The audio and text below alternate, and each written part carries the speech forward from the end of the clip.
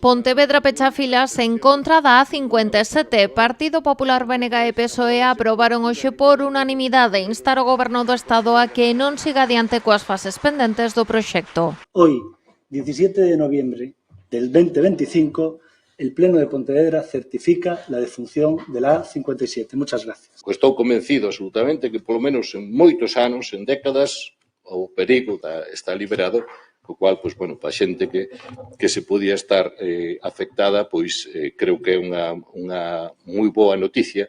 E teñen toda a razón do mundo. Imos facer todo o posible para que ese sinsentido que é o trazado da A57 por Bora e por Xeve non se execute e podan atenderse as reclamacións dos veciños e veciñas. Pero o Partido Popular foi o primeiro en levar a cuestión ao Pleno. Fixo cunha moción na que, ademais de reclamar que a A57 non se leve adiante, solicitan a unión do treito xa executado co polígono do Campiño e a gratuidade da AP9. Es una decisión valiente, es una decisión justa, una decisión que va a terminar probablemente con años de sufrimiento de muchas familias, pero no es solo una decisión para el sufrimiento de las familias, es una decisión para terminar con un despilfarro absolutamente innecesario. O Partido Socialista presentou unha emenda a esta moción. O texto reclamará a Madrid que os cartos se destinen a executar a autovía cara ao sur da provincia, entre Vilaboa e o Confurco, para unir Pontevedra con Ourense, a Meseta e Portugal sen peaxes.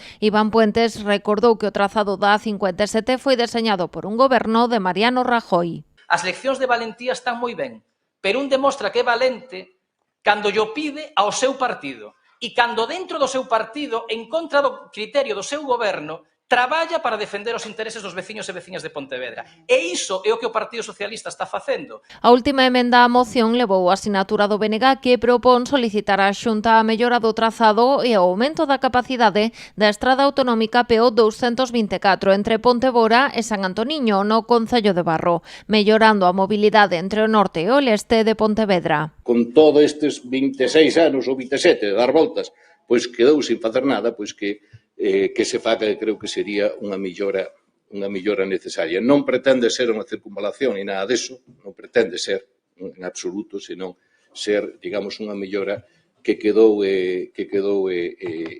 pendente.